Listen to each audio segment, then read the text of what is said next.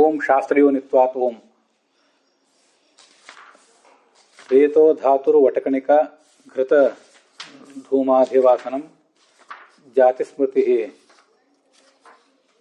ಅಯಸ್ಕಾಂತಃ ಸೂರ್ಯಕಾಂತೋ ಅಂಬುಭಕ್ಷಣಂ ಪ್ರೇತ್ಯ ಭೂತಾಪ್ಯಯಶ್ಚೈವ ದೇವತಾಭ್ಯುಪಯಾಚನಂ ಮೃತೆ ಕರ್ಮ ನಿವೃತ್ತಿಶ್ಚ ಪ್ರಮಾಣಮಿತಿ ನಿಶ್ಚಯಃ ಇತಿ ಮೋಕ್ಷಧರ್ಮವಚನಾತ್ ನ ನಾಸ್ತಿಕ್ಯವಾದೋ ಯುಜ್ಯತೆ. ನಾಸ್ತಿಕ್ಯವಾದವನ್ನು ನಾವು ಒಪ್ಪಬಾರದು. ಯಾಕೆಂದರೆ ಈ ಮೋಕ್ಷಧರ್ಮ ಪರ್ವದ ಮಹಾಭಾರತದ ಶಾಂತಿ ಪರ್ವದ ಉಪಪರ್ವವಾದಂತಹ ಮೋಕ್ಷಧರ್ಮ ಪರ್ವದಲ್ಲಿ ಕೆಲವು ಯುಕ್ತಿಗಳನ್ನು, ನಾಸ್ತಿಕ್ಯವಾದವನ್ನು ನಾವು ಕಡೆಗಣಿಸಿ ಆಸ್ತಿಕ್ಯವಾದವನ್ನು ಯಾಕೆ ಸ್ವೀಕಾರ ಮಾಡಬೇಕು ಅನ್ನೋದ್ರ ಬಗ್ಗೆ ಕೆಲವು ಯುಕ್ತಿಗಳನ್ನು ಹೇಳಿದ್ದಾರೆ ಅಂತ ಅಲ್ಲಿ ಕಾಣಿಸ್ತದೆ. ಇದು ಮಹಾಭಾರತ ಅಂದರೆ ಅದೊಂದು ಶಬ್ದ ಪ್ರಮಾಣ, ಅಂತೂ ಪ್ರತ್ಯಕ್ಷ ಅನುಮಾನ ಆಗಮಗಳಲ್ಲಿ ಅದು ಆಗಮ ಪ್ರಮಾಣದಲ್ಲಿ ಸೇರಿದ್ದು. ಆಗಮ ಪ್ರಮಾಣದಲ್ಲಿ ಸೇರಿದ್ರೂ ಕೂಡ ಅದೊಂದು ಯುಕ್ತಿಯಂತೆ ಕೆಲವು ಸಂಗತಿಗಳನ್ನು ನಮಗೆ ತಿಳಿಸಿದೆ. ಆದ್ದರಿಂದ ಆಗಮೋಕ್ತವಾದ ಯುಕ್ತಿ ಅನ್ನುವ ನೆಲೆಯಲ್ಲಿ ಅದನ್ನು ನಾವು ಸ್ವೀಕಾರ ಮಾಡಬೇಕು. ಆದ್ದರಿಂದ ಇದು ನಾಸ್ತಿಕ್ಯವಾದ ಸರಿಯಲ್ಲ ಅಂತ ಅದರ ತಾತ್ಪರ್ಯ. ಈಗ ನಾವೇನು ಮಾಡಬೇಕು ಅಂದರೆ, ಈ ಜಾತಿ ಸ್ಮೃತಿ ಅಯಸ್ಕಾಂತ ಅಂತ ಒಂದೊಂದೇ ವಿಷಯ ಏನು ಬರ್ತದೆ, ಈ ಹಿಂದೆ ನಾವು ಮೊದಲು ಪದ್ಮನಾಭ ತೀರ್ಥರ ಅಭಿಪ್ರಾಯಗಳು, ಆಮೇಲೆ ಜಯತೀರ್ಥರ ಅಭಿಪ್ರಾಯ, ಮುಂದೆ ಮತ್ತೆ ನಡುವೆ ತ್ರಿವಿಕ್ರಮ ಪಂಡಿತರ ಅಭಿಪ್ರಾಯ, ಮತ್ತು ಭಾಷ್ಯ ದೀಪಿಕಾದ ಅಭಿಪ್ರಾಯ, ಹೀಗೆ ನಾಲ್ಕನ್ನು ಒಂದಾದ್ಮೇಲೆ ಒಂದು ನೋಡ್ತಾ ಇದ್ವಿ. ಪ್ರತ್ಯೇಕವಾಗಿ ಅವರವರ ವ್ಯಾಖ್ಯಾನಗಳೆಲ್ಲ ನೋಡ್ತಾ ಇದ್ವಿ. ಆದರೆ ಈ ಒಂದು ವಿಷಯಕ್ಕೆ ಸಂಬಂಧಪಟ್ಟಂತೆ, ಒಂದೊಂದೇ ವಿಷಯಕ್ಕೆ ಸಂಬಂಧಪಟ್ಟಂತೆ ಅವರೆಲ್ಲರೂ ಏನು ಹೇಳ್ತಾರೆ ಅಂತ ನೋಡಿದರೆ ನಮಗೊಂದು ಸಮಗ್ರವಾದ ದೃಷ್ಟಿಕೋನ ಸಿಗಲಿಕ್ಕೆ ಸಾಧ್ಯ ಅಂತ ಕಾಣಿಸ್ತು. ಅದಕ್ಕೆ ಅದೊಂದೊಂದನ್ನೇ ಹೇಳ್ತೀನಿ. ಈಗ ನಾವು ಇದಕ್ಕೆ ಸಂಬಂಧಪಟ್ಟಂತೆ ಸತ್ತರ್ಕ ದೀಪಾವಳಿಯಲ್ಲಿ ಏನು ಹೇಳಿದ್ದಾರೆ ಅಂತನ್ನೋದು ನೋಡಿದ್ದೀವಿ. ನಾನು ಪ್ರತ್ಯಕ್ಷ ಏವ ವಿಷಯೀಕರೋತಿ ನ ಅನುಮಾನಂ, ಅದು ಸತ್ತರ್ಕ ದೀಪಾವಳಿಯಲ್ಲಿ ಪದ್ಮನಾಭ ತೀರ್ಥರು ಹೇಳಿರುವಂಥ ವಿಚಾರ. 245ನೇ ಪುಟದಲ್ಲಿ ಆ ಸತ್ತರ್ಕ ದೀಪಾವಳಿ ಅದು ಕಂಡು ಬರ್ತದೆ. ಪ್ರತ್ಯಕ್ಷವೇ ಎಲ್ಲ ವಿಷಯಗಳನ್ನು ತಿಳಿಸ್ತದೆ, ಅನುಮಾನ ಅಂತ ಪ್ರಮಾಣವೇ ಅಲ್ಲ ಅಂತ ಹೀಗೆ ಒಂದು ಪ್ರಶ್ನೆ ಬಂದಾಗ ಅದನ್ನು ರೇತೋ ಧಾತುರು ವಟಕಣಿಕ ಇತ್ಯಾದಿ ಮೋಕ್ಷ ಧರ್ಮದ ಮಾತುಗಳಿಂದ ಸಮರ್ಥನೆ ಮಾಡ್ತಾ ಇದ್ದಾರೆ. ಇದು ಸತ್ತರ್ಕ ದೀಪಾವಳಿದು. ಮತ್ತು ತ್ರಿವಿಕ್ರಮ ಪಂಡಿತರ ಪ್ರಕಾರ ನನು ಏವಂ ಅನುಮಾನಸ್ಯ ಅಪ್ರಾಮಾಣ್ಯಾತ್, ಅನುಮಾನವೇ ಅಪ್ರಮಾಣ ಆದ್ದರಿಂದ ತನ್ಯಾಯೇನ ಆಗಮಸ್ಯಾಪಿ ಅಪ್ರಾಮಾಣ್ಯಾತ್, ಆಗಮವೂ ಅಪ್ರಮಾಣ ಆದ್ದರಿಂದ ಪ್ರತ್ಯಕ್ಷವೇ ಎಲ್ಲರಿಗೂ ಕೂಡ ಸಮ್ಮತವಾದಂಥ ಪ್ರಮಾಣ ಆಗಿರಲಿ. ಆದ್ದರಿಂದ ದೇಹಕ್ಕೆ ವ್ಯತಿರಿಕ್ತನಾದಂತಹ ಜೀವನೇ ಇಲ್ಲ. ನಾಪಿ ಜಗತ್ಕರ್ತ ಈಶ್ವರ, ಜಗತ್ತನ್ನು ಸೃಷ್ಟಿಸಿದಂಥ ಈಶ್ವರನೂ ಇಲ್ಲ, ಯಾಕಂದರೆ ಪ್ರಮಾಣ ಇಲ್ಲ. ಆದ್ದರಿಂದ ಈ ಒಂದು ಶಂಕೆ ಬಂದಾಗ ಅದನ್ನು ರೇತೋ ಧಾತುರು ಅನ್ನೋ ಮಾತಿನಿಂದ ವಿವರಿಸ್ತಾ ಇದ್ದಾರೆ. ಇಂಥ ತತ್ವಪ್ರಕಾಶಿಕಾದಲ್ಲಿ ಇದಕ್ಕೆ ಸಂಬಂಧಪಟ್ಟಂತೆ ನಾನು ಅತೀಂದ್ರಿಯ ಅರ್ಥ ಅಭಾವೇನ, ಅತೀಂದ್ರಿಯವಾದಂಥ ಸಂಗತಿಯೇ ಇಲ್ಲ, ನೀವು ಯಾವುದನ್ನು ಏನು ಸಮರ್ಥನೆ ಮಾಡ್ತಾ ಇದ್ದೀರಿ, ನೀವು ಹೇಳಿದ್ದನ್ನೆಲ್ಲ ನಂಬೋದು ಹೇಗೆ? ಆದ್ದರಿಂದ ಪ್ರತ್ಯಕ್ಷೇತರಸ್ಯ ಅಪ್ರಾಮಾಣ್ಯ, ಪ್ರತ್ಯಕ್ಷಕ್ಕಿಂತ ಭಿನ್ನವಾದ ಅನುಮಾನ ಮತ್ತು ಶಬ್ದ ಪ್ರಮಾಣಗಳು ಅಪ್ರಮಾಣ ಆಗಿರೋದ್ರಿಂದ ಕಥಂ ಶಾಸ್ತ್ರಾದೀಶ್ವರ ಸಿದ್ಧಿ. ನೋಡಿ, ಇದರಲ್ಲಿ ಭಾಷ್ಯ ದೀಪಿಕಾದಲ್ಲಿ ಮತ್ತು ಜಯತೀರ್ಥ ಟೀಕಾದಲ್ಲಿ ಒಂದೇ ವಾಕ್ಯಗಳಿವೆ. ಶಾಸ್ತ್ರದಿಂದ ಈಶ್ವರನ ಸಿದ್ಧಿ ಆಗೋದು ಹೇಗೆ? ಇತಿ ನಾಸ್ತಿಕವಾದ ಮೋಕ್ಷಧರ್ಮ ವಚನ ನಿರಾಚಷ್ಟೇ. ನಾಸ್ತಿಕವಾದವನ್ನು ಮೋಕ್ಷಧರ್ಮ ಪರ್ವದ ಮಾತುಗಳ ಮೂಲಕ ನಿರಾಕರಿಸ್ತಾ ಇದ್ದಾರೆ ಅಂತ ಅದರ ತಾತ್ಪರ್ಯ. ಅಲ್ಲಿ ಜಗನ್ನಾಥೇತಿಗಳ ಮಾತುಗಳನ್ನು ನಾವು ಈ ಯದ್ವಾ ನ್ಯಾಯದೀಪಿಕೋಕ್ತ ರೀತ್ಯ ಅಲ್ಲಿವರೆಗೆ ನೋಡಿ ಮುಗಿಸಿದ್ದೀವಿ. ಜಯತೀರ್ಥರದ್ದು ಒಂದು ಸ್ವಲ್ಪ ಮುಂದೆ ನೋಡಬೇಕು. ರೇತೋ ಧಾತ್ವಾದಿ, ಅದು ನಿಮ್ಮ ಪುಸ್ತಕದಲ್ಲಿ ರೇತಃ ಅಂತಾಗಿ ಅಥವಾ ರೇತೋ ಅಂತಾಗಿ ಸ್ವಲ್ಪ ಸ್ಪೇಸ್ ಇದ್ದರೆ ಅದನ್ನು ತಿದ್ಕೋಬೇಕು. ಹಾಗೆ ಸ್ಪೇಸ್ ಇರಬಾರ್ದಲ್ಲಿ, ಅದು ಸಮಸ್ತ ಪದ ಆದ್ದರಿಂದ ಎಲ್ಲ ಒಟ್ಟಿಗೆ ಇರಬೇಕು. ರೇತೋ ಧಾತ್ವಾದಿ ಈ ಮೊದಲಾದದ್ದು ಅತೀಂದ್ರಿಯಾರ್ಥಸತ್ವೇ, ಅತೀಂದ್ರಿಯವಾದ ವಿಷಯಗಳನ್ನು ಪ್ರತಿಪಾದನೆ ಮಾಡುವಂತಹ ವಿಷಯದಲ್ಲಿ ಅನುಮಾನಾದಿ ಪ್ರಾಮಾಣ್ಯ ಮತ್ತು ಅನುಮಾನ ಮತ್ತು ಆಗಮಗಳ ಪ್ರಾಮಾಣ್ಯದ ವಿಷಯದಲ್ಲಿ ಕೂಡ ಪ್ರಮಾಣಂ ಅಂದರೆ ಪ್ರಮಾಪಕವಾಗಿದೆ, ನಮಗದು ವಿಷಯವನ್ನು ತಿಳಿಸ್ತದೆ ಅಂತ ಅದರ ತಾತ್ಪರ್ಯ. ಹೀಗೆ ಅದನ್ನು ಅಲ್ಲಿ ತಿಳ್ಕೊಳ್ಬೇಕು. ರೇತೋಧಾತು ಅಂತಲೂ ಸಮಸ್ತ ಪದ ಅದನ್ನು ನೋಡ್ಕೊಳ್ಬೇಕು. ನಿಶ್ಚಯ ತಥಾ ಹಿ ರೇತಶರೀರಯೋ ಕಾರ್ಯಕಾರಣಭಾವ ಅಸ್ತಿ ಅಂತ ಮುಂದೆ ಜಯತೀರ್ಥರ ಟೀಕಾದಲ್ಲಿದೆ. ಈಗ ಈ ಪದ್ಮನಾಭ ತೀರ್ಥರು ಅದನ್ನು ಹೇಗೆ ಹೇಳಿದ್ದಾರೆ ಅದನ್ನು ನೋಡೋಣ. ಕಸ್ಯಚಿದೇವ ರೇತಸಃ ಶರೀರ ಪೋಷಣ ಶರೀರ ವಿಶೇಷ ಪರಿಣಾಮ ಅನ್ಯಥಾನುಪಪತ್ಯ ಅಂತ ಇದು ಪದ್ಮನಾಭ ತೀರ್ಥರು ಹೇಳಿರೋದು. ನೀವು ಪುಸ್ತಕಗಳು ನೋಡೋರು ಒಂದ್ಸರಿ ಪದ್ಮನಾಭ ತೀರ್ಥರದು ಒಮ್ಮೆ ಜಯತೀರ್ಥರದು ಹೀಗೆ ಅದನ್ನು ನೀವು ನೋಡ್ಬೇಕಾಗ್ತದೆ. ಆದರೆ ಎಲ್ಲನೂ ಒಟ್ಟಿಗೆ ನೋಡೋದ್ರಿಂದ ಒಂದು ಅನುಕೂಲ ಇದೆ, ನೋಡ್ಲಿಕ್ಕೆ ಕಷ್ಟ ಆದರೂ ಕೂಡ ಸಮಗ್ರ ದೃಷ್ಟಿಕೋನ ಸಿಗ್ತದೆ ಅಂತ ಹೀಗೆ ಮಾಡ್ತಾ ಇದ್ದೀನಿ. ಕಸ್ಯಚಿದೇವ ರೇತಸಃ ಅಂದರೆ ಯಾವನೋ ಒಬ್ಬ ವ್ಯಕ್ತಿಯ ರೇತಸ್ ಮಾತ್ರ, ಅಥವಾ ಅದೇ ಒಬ್ಬ ವ್ಯಕ್ತಿಯ ಒಂದು ರೇತಸ್ ಮಾತ್ರ, ಇದನ್ನು ಗಮನಿಸಬೇಕು. ಶರೀರ ವಿಶೇಷ ಪರಿಣಾಮ ಅನ್ಯಥಾನುಪಪತ್ಯ, ಅದು ಒಂದು ಶರೀರವಾಗಿ ಪರಿಣಾಮ ಹೊಂದುತ್ತದೆ. ಇಲ್ಲಿ ಗಮನಿಸಬೇಕು, ನೂರಾರು ಜನ ಸಾವಿರಾರು ಜನ ಸ್ತ್ರೀಯರು ಮದುವೆ ಮಾಡ್ಕೊಂಡಿರ್ತಾರೆ, ಸಾವಿರಾರು ಜನ ಪುರುಷರು ಮದುವೆ ಮಾಡ್ಕೊಂಡಿರ್ತಾರೆ. ಅವರಲ್ಲಿ ಮದುವೆ ಮಾಡ್ಕೊಂಡವರೆಲ್ಲರಿಗೂ ಕೂಡ ಮಕ್ಕಳಾಗೋದಿಲ್ಲ. ಅದರಲ್ಲಿ ಯಾವ ಒಬ್ಬ ಪುರುಷನ ರೇತಸ್ ಮಾತ್ರ ಒಂದು ಶರೀರವಾಗಿ ಪರಿಣಾಮ ಹೊಂದುತ್ತದೆ. ಕಸ್ಯಚಿದೇವ ಅನ್ನೋದಕ್ಕೆ ಒಬ್ಬ ಪುರುಷನ ಅಂತ ಅರ್ಥ ಹೇಳಿದೆ. ಅದಲ್ಲದೆ ಆ ಒಬ್ಬ ಪುರುಷನ ಕಸ್ಯಚಿತ್ ಆ ರೇತಸಃ ಕಸ್ಯಚಿತ್ ಆ ರೇತಸ್ಸಿನ ಯಾವುದೋ ಒಂದು ಕಣ ಮಾತ್ರ ಅದು ಶರೀರವಾಗಿ ಪರಿಣಾಮ ಹೊಂದುತ್ತದೆ. ನಮಗೀಗಾಗಲೇ ಗೊತ್ತಿರುವಂತೆ, ಆಧುನಿಕ ವಿಜ್ಞಾನ ಪ್ರಕಾರ ಗೊತ್ತಿರುವಂತೆ, ಅಲ್ಲಿ ಅನೇಕ ಕಣಗಳಿರ್ತವೆ, ಲಕ್ಷಾಂತರ ಕಣಗಳಿರ್ತವೆ. ಆದರೆ ಅವೆಲ್ಲವೂ ಕೂಡ ಅಲ್ಲಿ ಕಾರ್ಯಕಾರಿ ಆಗೋದಿಲ್ಲ. ಯಾವುದೋ ಒಂದು ಕಣ ಮಾತ್ರ ಅಲ್ಲಿ ಕಾರ್ಯಕಾರಿ ಆಗ್ತದೆ, ಒಂದು ವೀರ್ಯಾಣು ಮಾತ್ರ ಶರೀರವಾಗಿ ಪರಿಣಾಮ ಹೊಂದುತ್ತದೆ. ಉಳಿದದ್ದು ಏನು ಮಾಡ್ತವೆ, ಅವ್ಯಾಕೆ ವ್ಯರ್ಥ ಆಗ್ತವೆ, ಅವುಗಳಿಂದ ಕೆಲಸ ಆಗಲಿಲ್ಲ ಯಾಕೆ, ಇದರಿಂದ ಆಯ್ತು ಯಾಕೆ, ಇದನ್ನೆಲ್ಲ ಗಮನಿಸಬೇಕು. ಅದಕ್ಕಾಗಿ ಕಸ್ಯಚಿತ್ ಅನ್ನೋ ಮಾತಿಗೆ ಹೀಗೂ ಒಂದು ಅರ್ಥವನ್ನು ನಾನು ಸ್ವೀಕಾರ ಮಾಡಬಹುದು ಅಂತ ಹೇಳಿದೆ. ಶರೀರ ವಿಶೇಷ ಪರಿಣಾಮ ಅನ್ಯಥಾನುಪಪತ್ಯ. ಒಂದು ಶರೀರ ವಿಶೇಷ ಅಂದರೆ ಒಂದು ಯಾವುದೋ ಪರ್ಟಿಕ್ಯುಲರ್ ಶರೀರ ಅಂತ ಅರ್ಥ. ವಿಶಿಷ್ಟವಾದ ಒಂದು ಗಟ್ಟಿಮುಟ್ಟಾದ ಶರೀರ, ಬೇರೆ ಎಲ್ಲೂ ಇಲ್ಲದೇ ಇರೋ ಶರೀರ ಅಂತ ಅರ್ಥ ಅಲ್ಲ. ವಿಶೇಷ ಅನ್ನೋ ಶಬ್ದಕ್ಕೆ ಇಲ್ಲಿ ಪರ್ಟಿಕ್ಯುಲರ್ ಶರೀರ ಅಂತ ಅರ್ಥ. ವಿಶೇಷ ಅನ್ಯಥಾನುಪಪತ್ಯ. ಮತ್ತೆ ಅದು ಶರೀರ ವಿಶೇಷ ಅಂತ ಯಾಕೆ ಹೇಳಿದ್ದಾರೆ ಅಂದರೆ, ಈಗಲ್ಲಿ ಗಮನಿಸಿ, ಇಬ್ಬರು ಗಂಡ ಹೆಂಡತಿ ಮದುವೆ ಮಾಡಿಕೊಂಡ ಮೇಲೆ ಅವರಲ್ಲಿ ಸಮಾಗಮ ಆದ ಮೇಲೆ ಒಂದು ಮಗು ಹುಟ್ಟುತ್ತದೆ. ಅದಾದ್ಮೇಲೆ ಮತ್ತೊಂದು ವರ್ಷ 2 ವರ್ಷ ಬಿಟ್ಟು ಇನ್ನೊಂದು ಹುಟ್ಟುತ್ತದೆ ಅಂತ ತಿಳ್ಕೊಳ್ಳಿ. ಆ ಎರಡನೇ ಮಗು ಮೊದಲು ಯಾಕೆ ಹುಟ್ಟಲಿಲ್ಲ, ಈ ಮಗು ಆಮೇಲೆ ಯಾಕೆ ಹುಟ್ಟಲಿಲ್ಲ? ಇದೆಲ್ಲನೂ ತಂದೆ ತಾಯಂದಿರ ಸಮಾಗಮದಿಂದ ಹುಟ್ಟುವುದು, ಅದು ಹೆಣ್ಣಾಗೆ ಹುಟ್ಟಬೇಕು ಅಥವಾ ಗಂಡಾಗೆ ಹುಟ್ಟಬೇಕು, ಅಥವಾ ಹೆಣ್ಣು ಮೊದಲೇ ಹುಟ್ಟಬೇಕು ಅಥವಾ ಗಂಡು ಮೊದಲೇ ಹುಟ್ಟಬೇಕು ಅನ್ನುವುದೆಲ್ಲವೂ ಕೂಡ ಯಾರ ಕೈಯಲ್ಲಿದೆ, ಅದು ಹೇಗೆ ಆಗೋದು, ಹೇಗೆ ಹಾಗೆ ಇದನ್ನೆಲ್ಲ ವಿಚಾರ ಮಾಡಬೇಕಲ್ಲ. ಅದಕ್ಕೆ ಶರೀರ ವಿಶೇಷ ಅಂದರೆ ಹೆಣ್ಣಿನ ಶರೀರ ಗಂಡಿನ ಶರೀರ ಅಂತ ಹೀಗೂ ಎಲ್ಲ ಆಲೋಚನೆ ಮಾಡಬೇಕು ಅಂತ ತಾತ್ಪರ್ಯ. ಅದು ಒಳಗೆ ಹೋದ ಮೇಲೆ ಅದು ಹೀಗೆ ಆಗಬೇಕು ಅಂತ ಯಾರ ಕಂಟ್ರೋಲಲ್ಲೂ ಇಲ್ಲ. ಅಂದರೆ ನಾವು ಯಾರನ್ನ ಗಮನಿಸಿದ್ದೀವಿ ನಮ್ಮ ಸುತ್ತಮುತ್ತಲು, ಇಂಥವ್ರು ಯಾರ ಕಂಟ್ರೋಲು ಕೂಡ ಅದಕ್ಕಿಲ್ಲ.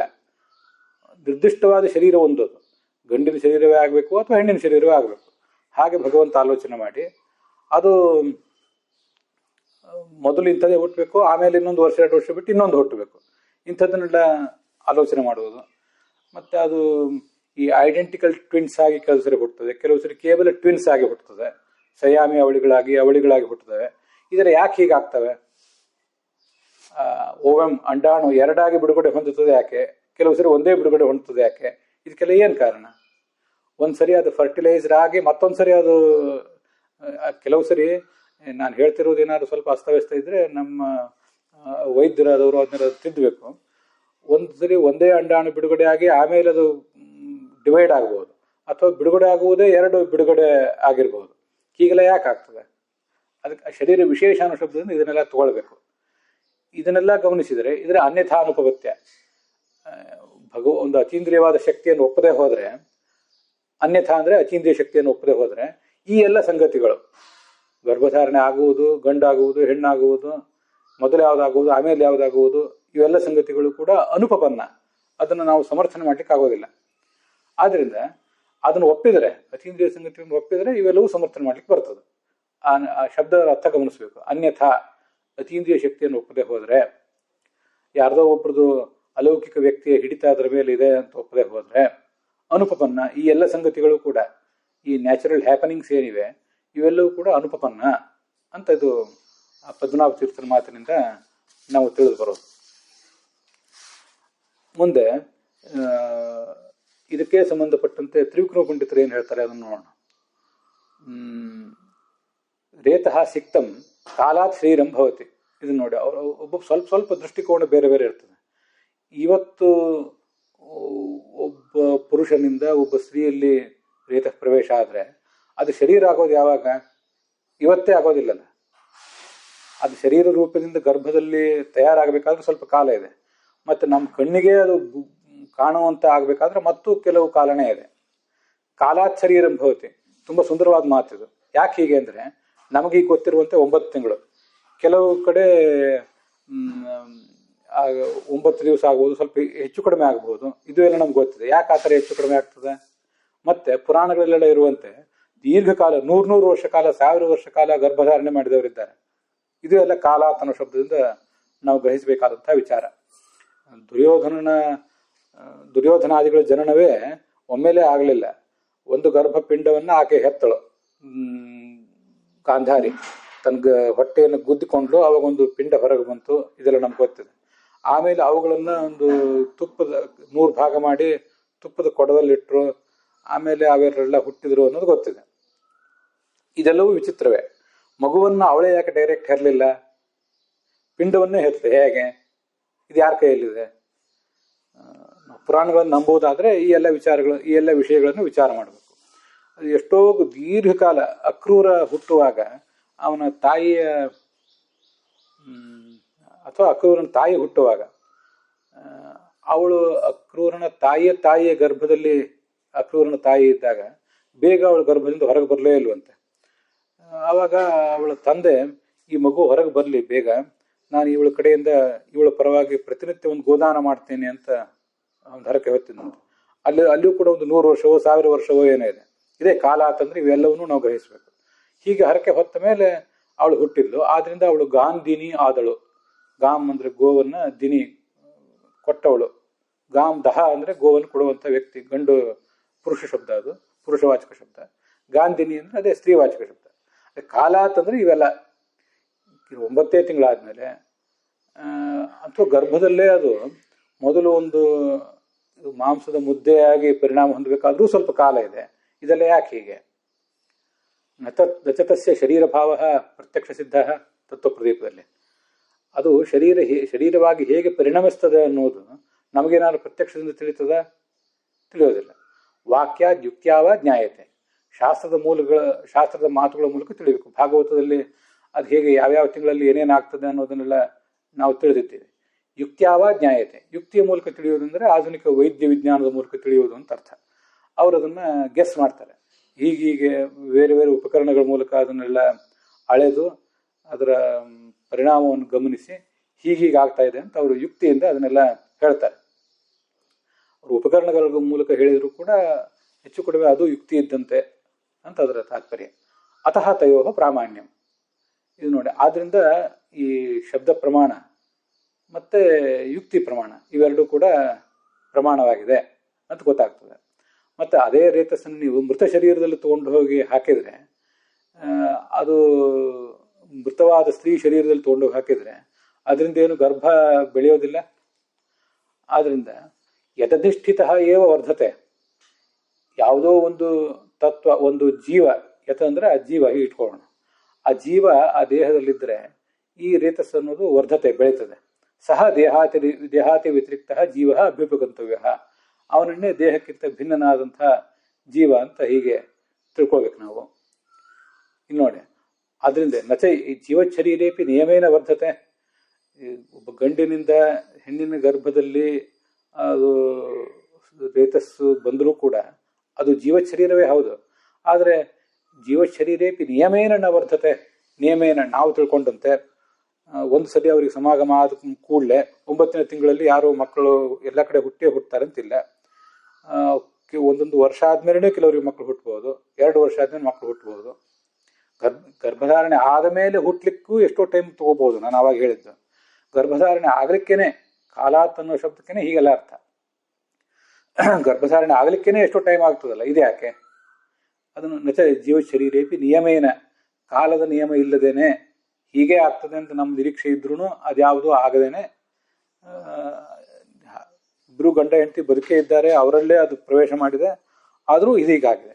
ಇದನ್ನ ಯಾಕೆ, ಇದು ಕೂಡ ನಮ್ಮ ಊಹೆಗೆ ಮೀರಿದ ಸಂಗತಿ, ಅಲೌಕಿಕ ಸಂಗತಿಗಳನ್ನ ತಗೊಳ್ಬೇಕು ಅಂತ ತಾತ್ಪರ್ಯ. ಇನ್ನೊಂದು ಸಂಗತಿ ನಂಗೆ ನೆನಪಿಗೆ ಬರ್ತದೆ, ಮಹಾಭಾರತದಲ್ಲಿ ಆದಿ ಪರ್ವದಲ್ಲಿ ಆ ಸಂಗತಿ ಇದೆ. ಭದ್ರ ಅಂತ ಅವಳ ಹೆಸರು ಅಂತ ನೆನಪು. ವಿಷಿತಾಶ್ವ ಅಂತ ಅವಳ ಗಂಡ, ಅವನು ಸತ್ತು ಹೋಗಿರ್ತಾನೆ. ಸತ್ತು ಹೋದ ಗಂಡನಿಂದ ಅವನ ದೇಹದಿಂದ ಅವಳು ಸಂತಾನ ಪಡ್ಕೋತಾಳೆ ಅಂತ ಹೀಗೊಂದೇನೋ ಸ್ವಲ್ಪ ವಿಚಿತ್ರವಾದ ಮಾತಿದೆ. ಅದು ಮಹಾಭಾರತದಲ್ಲಿ ನೋಡಿದರೆ ಗೊತ್ತಾಗ್ತದೆ. ಈ ಆಧುನಿಕ ವಿಜ್ಞಾನದಲ್ಲಿಯೂ ಕೂಡ ಪುರುಷ ಬದುಕಿದ್ದಾಗ ಅವನ ಭಾಗವನ್ನು, ಅವನ ತೇಜಸ್ಸನ್ನು ತೆಗೆದಿಟ್ಟು ಕಾಲಕ್ರಮೇಣ ಅದನ್ನು ಉಪಯೋಗ ಮಾಡಿಕೊಳ್ಳುವಂಥ ಒಂದು ಸಾಧ್ಯತೆಯನ್ನು ವಿಚಾರ ಮಾಡಿದ್ದಾರೆ. ಅದು ಕಾರ್ಯರೂಪಕ್ಕೂ ಬಂದಿರಬಹುದು. ಇದನ್ನ ಸ್ವಲ್ಪ ಗಮನಿಸ್ಬೇಕು. ಅಂತೂ ವಿಷಿತಾಶ್ವ ಭದ್ರ ಅಂತ ಅವರಿಬ್ಬರದ ಹೆಸರು ನೆನಪಿದೆ. ಇದೇ ನಿಯಮೇನ. ಬದುಕೇ ಇರಬೇಕು ಅಂತಿಲ್ಲ, ಕೆಲವು ಕಡೆ ಗಂಡ ಬದುಕಿರಬೇಕು ಅಂತಲೇ ಇಲ್ಲ, ಅಂಥವ್ರಿಂದಲೂ ಆ ಮಗು ಹುಟ್ಟುವ ಸಾಧ್ಯತೆ ಇದೆ. ಆದ್ರಿಂದ ಯದಿಚ್ಛೆಯ, ಯಾವ ಭಗವಂತನ ಇಚ್ಛೆಯಿಂದ ಗರ್ಭವು ಬೆಳೀತದೆ. ಅತಃ ಯದಿಚ್ಛೆಯ ವರ್ಧತೆ ನ ವರ್ಧತೆ ಚ. ಕೆಲವು ಸರಿ ಅವನ ಇಚ್ಛೆ ಇದ್ರೆ ಬೆಳೀತದೆ, ಅವನ ಇಚ್ಛೆ ಇದ್ರೆ ಬೆಳೆಯೋದಿಲ್ಲ. ಸಹ ಈಶ್ವರ. ಅದನ್ನೇ ಭಾಗವತ ಸರಕ್ಷಿತ ರಕ್ಷತಿಯೋ ಹಿ ಗರ್ಭೆ ಅಂತ ಹೀಗೆ ಹೇಳಿರೋದು. ಯಾರು ಗರ್ಭದಲ್ಲಿದ್ದಾಗಲೂ ನಮ್ಮನ್ನು ರಕ್ಷಿಸ್ತಾನೋ ಅವನೇ ಈ ಜೀವನದಲ್ಲಿದ್ದಾಗಲೂ ನಮ್ಮನ್ನು ರಕ್ಷಿಸ್ತಾನೆ ಅಂತ. ಇದು ತ್ರಿವಿಕ್ರಮ ಪಂಡಿತರ ಮಾತಾಯಿತು. ಚೈತೀರ್ಥರು ಏನು ಹೇಳಿದ್ದಾರೆ, ರೇತಃ ಶರೀರಯೋ ಕಾರ್ಯಕಾರಣ ಭಾವ ಅಸ್ತಿ. ರೇತಸ್ಸು ಮತ್ತು ಶರೀರಕ್ಕೆ ಕಾರ್ಯಕಾರಣ ಭಾವ ಅಂತೂ ಇದ್ದೇ ಇದೆ, ನಾವು ಅದನ್ನೆಲ್ಲ ನೋಡಿದ್ದೇವೆ. ಆದರೆ ಅದು ಪ್ರತ್ಯಕ್ಷ ಸಿದ್ಧವ? ಅದು ಪ್ರತ್ಯಕ್ಷದಿಂದ ನಮಗದು ಅದು ಕಂಡು ಬರ್ತದ? ಇಲ್ಲ. ಆದ್ರಿಂದ ಅನ್ವಯ ವ್ಯತಿರೇಕಿತ್ವಾಖ್ಯ ಅನುಮಾನಸ್ಯ ಮಾನತ್ವ ಸಿದ್ಧಿ. ಆದ್ದರಿಂದ ಅನ್ವಯ ಮತ್ತು ವ್ಯತಿರೇಕ ಇರುವುದರಿಂದ ಇದನ್ನ ಇನ್ನೊಂದ್ಸರಿ ಗಮನಿಸ್ಬೇಕು. ಗಂಡ ಹೆಂಡತಿ ಇಬ್ಬರು ಕೂಡ ಅಥವಾ ಗಂಡು ಹೆಣ್ಣು ಇಬ್ಬರು ಕೂಡ ಮೊದಲು ಸೇರಬೇಕು. ಸೇರಿದ ಮೇಲೆ ಗಂಡಿನಿಂದ ಹೆಣ್ಣಿನಲ್ಲಿ ತೇಜಸ್ಸಿನ ಪ್ರವೇಶ ಆಗಬೇಕು. ಇದು ಅನ್ವಯ. ತೇಜಸ್ ಪ್ರವೇಶ ಆಗಬೇಕು, ಮುಂದೆ ಗರ್ಭ ಬೆಳಿಬೇಕು. ಹೀಗೆ ತೇಜಸ್ಸು ಮತ್ತು ಆ ಮಗುವಿನ ಶರೀರ ಇವೆರಡಕ್ಕೂ ಅನ್ವಯವಿದೆ. ತೇಜಸ್ಸು ಇದ್ದರೆ ಮಾತ್ರ ಆ ಮಗುವಿನ ಶರೀರ ಬೆಳೀತದೆ ಅಂತ, ಇದು ಅನ್ವಯ. ಇನ್ನು ತೇಜಸ್ಸಿನ ಪ್ರವೇಶ ಆಗದೆ ಹೋದರೆ, ಗಂಡು ಹೆಣ್ಣು ಸೇರದೇನೆ ಹೋದರೆ ಅಥವಾ ಸೇರಿದರೂ ಕೂಡ ತೇಜಸ್ ಪ್ರವೇಶ ಆಗದೆ ಹೋದರೆ ಆವಾಗ ಆ ಶರೀರ ಬೆಳೆಯೋದಿಲ್ಲ. ಅದು ವ್ಯತಿರೇಕ. ವ್ಯತಿರೇಕ ಅಂದರೆ ಅಭಾವ ಮುಖದಿಂದ ಗಮನಿಸಬೇಕು, ಹಾಗೆ ಅನ್ವಯ ಮುಖದಿಂದಲೂ ಗಮನಿಸಬೇಕು. ಇದೇ ಅನ್ವಯ ಮತ್ತು ವ್ಯತಿರೇಕ. ಈ ಅನ್ವಯ ವ್ಯತಿರೇಕಿತ್ವ ಎಂಬುದೇ ಒಂದು ಅನುಮಾನ. ಈಗ ಇವರಿಬ್ಬರು ಕೂಡ ಸೇರಿದ್ದಾರೆ, ಸೇರಿರೋದ್ರಿಂದ ಅಲ್ಲಿ ರೇತ ಪ್ರವೇಶ ಆಗಿದೆ, ಆದ್ರಿಂದ ಗರ್ಭ ಮಾಡುತ್ತಿದೆ ಅಂತ ಒಂದ್ ಕಡೆ ಅನುಮಾನ ಮಾಡ್ತೇವೆ. ಇನ್ನೊಂದು ಕಡೆ ಇಲ್ಲಿ ನೋಡಿ, ಆ ಇನ್ನೊಬ್ಬ ಸ್ತ್ರೀಯಲ್ಲಿ, ಆ ಇನ್ನೊಬ್ಬ ಪುರುಷನಲ್ಲಿ ಅವರಿಬ್ಬರು ಸೇರ್ಲೂ ಇಲ್ಲ, ಆದ್ರಿಂದ ಅವರಿಗೆ ಗರ್ಭದ ಧಾರಣೆ ಆಗಲೂ ಇಲ್ಲ. ಇನ್ನೆಲ್ಲೋ ಒಂದು ಕಡೆ ಶರೀರ, ಅದು ಎರಡು ಥರ ವ್ಯತಿರೇಕ ಅನ್ನೋದನ್ನ ನಾವು ಎರಡು ಥರ ತಗೋಬಹುದು. ಅನ್ವಯವನ್ನ ಅದನ್ನು ಕೂಡ ಎರಡು ಥರ ತಗೋಬಹುದು. ಕೆಲವು ಕಡೆ ಪರ್ವತಃ ಅಗ್ನಿಮಾರ್ ಧೂಮಾತ್ ಅನ್ನುವಲ್ಲಿ ಧೂಮ ಇದ್ದಲ್ಲೆಲ್ಲ ಅಗ್ನಿ ಇದೆ, ಆದ್ರೆ ಅಗ್ನಿ ಇದ್ದಲ್ಲೆಲ್ಲ ಧೂಮ ಇಲ್ಲ. ಆದ್ರೆ ನಾವು ಈ ಹಿಂದೆ ಒಂದು ದಿವಸ 2 ದಿವಸ ಹಿಂದೆ ಒಂದು ವಿಷಯ ನೋಡಿದ್ವಿ, ಈ ಸಮವ್ಯಾಪ್ತಿಕ ಅನುಮಾನ ಅಂತ. ನಿಷಿದ್ಧತ್ವ ಮತ್ತು ಪಾಪ ಸಾಧನತ್ವ. ಎಲ್ಲಿ ನಿಷಿದ್ಧತ್ವ ಇದೆಯೋ ಅಲ್ಲಿ ಪಾಪ ಸಾಧನತ್ವ ಇದೆ, ಎಲ್ಲಿ ಪಾಪ ಸಾಧನತ್ವ ಇದೆಯೋ ಅಲ್ಲಿ ನಿಷಿದ್ಧತ್ವ ಇದೆ. ಉಭಯಮುಖವಾದ ವ್ಯಾಪ್ತಿ ಅಲ್ಲಿದೆ. ಹಾಗೆ ಇಲ್ಲಿಯೂ ಕೂಡ ತೇಜಸ್ಸಿನ ಪ್ರವೇಶ ಆದಾಗ ಗರ್ಭಧಾರಣೆ ಮತ್ತು ಆ ಗರ್ಭಧಾರಣೆ ಅಥವಾ ಶಿಶು ಜನನ ಅನ್ನುವ ಕಾರ್ಯ ಆಗಬೇಕಾದ್ರೆ ಅದಕ್ಕೆ ರೇತ ಪ್ರವೇಶ ಅನ್ನುವಂಥ ಕಾರಣ ಇರಲೇಬೇಕು. ಇದು ಅನ್ವಯ. ಇನ್ನು ರೇತ ಪ್ರವೇಶ ಅನ್ನುವ ಕಾರಣ ಇಲ್ಲದೆ ಹೋದರೆ ಶಿಶು ಜನನ ಅಭಾವ ಅನ್ನುವಂಥ ಕಾರಣದ ಅಭಾವದಿಂದ ಕಾರ್ಯಾಭಾವ ಅಥವಾ ಕಾರ್ಯದ ಅಭಾವದಿಂದ ಕಾರಣಾಭಾವ, ಇದನ್ನೇ ವ್ಯತಿರೇಕ ಅಂತ ಅನ್ನೋದು. ಈ ಒಂದು ಅನುಮಾನ ಅಂತ ಪ್ರಮಾಣ ಅಂತ ಸಿದ್ಧ ಆಗ್ತದೆ. ಮುಂದೆ ಮೃತ ಶರೀರ ಸಿಕ್ತಸ್ಯ ಅಕಾರಣತ್ವೇನ. ಮೃತ ಶರೀರದಲ್ಲಿ ರೇತ ಪ್ರವೇಶ ಆದರೂ ಕೂಡ ಅದು ಕಾರಣ ಆಗೋದಿಲ್ಲ. ಆದ್ರಿಂದ ಯಥಧಿಷ್ಠಾನೇ ಪರಿಣಮತೆ ತಜ್ಜೀವ ಸಿದ್ಧಿ. ಯಾವ ಅಧಿಷ್ಠಾನದಲ್ಲಿ, ಯಾವ ಒಂದು ದೇಹದಲ್ಲಿ ಯಾವ ಒಂದು ತತ್ವ, ಜೀವವೆಂಬ ತತ್ವ ಇದ್ದಾಗ ಈ ರೇತಸ್ಸು ಅಂದರೆ ಈ ಓವಂ ಮತ್ತು ಸೆಮನ್ ಎರಡು ಕೆಲಸ ಮಾಡ್ತಾವೋ ಆ ಅಧಿಷ್ಠಾನದಲ್ಲಿ ಜೀವ ಅನ್ನೋದೊಬ್ಬ ಸಿದ್ಧನಾಗ್ತಾನೆ ಅಂತ ಈಗ ಅದರ ತಾತ್ಪರ್ಯ.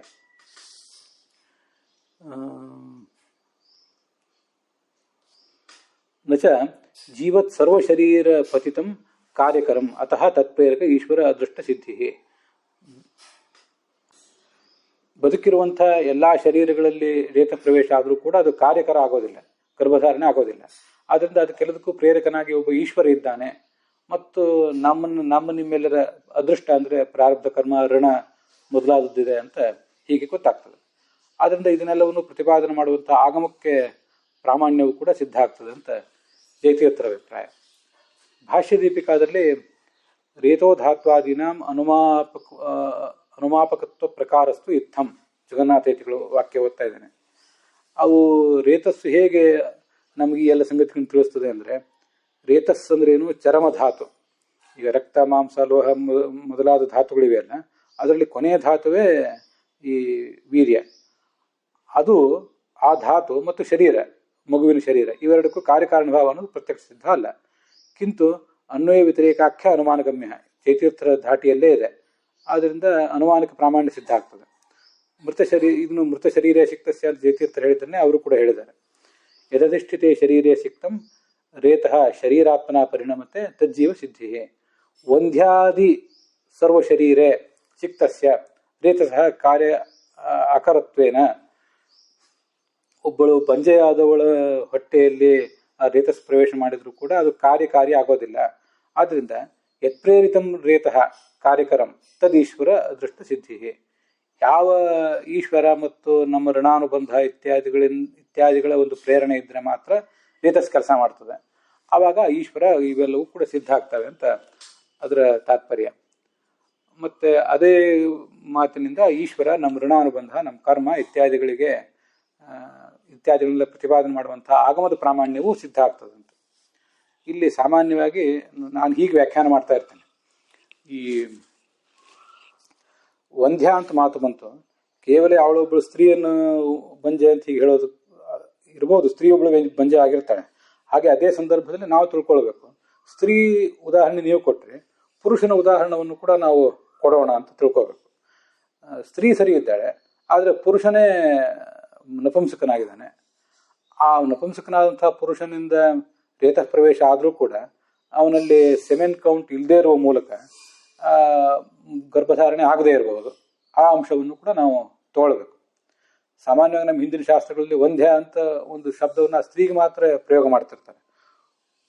ಆದರೆ ಪುರುಷನಲ್ಲಿಯೂ ದೋಷಗಳು ಇರಬಹುದು ಅಂತ ಅನ್ನೋದನ್ನ ನಾವೀಗ ಕಂಡುಕೊಂಡಿದ್ದೀವಿ.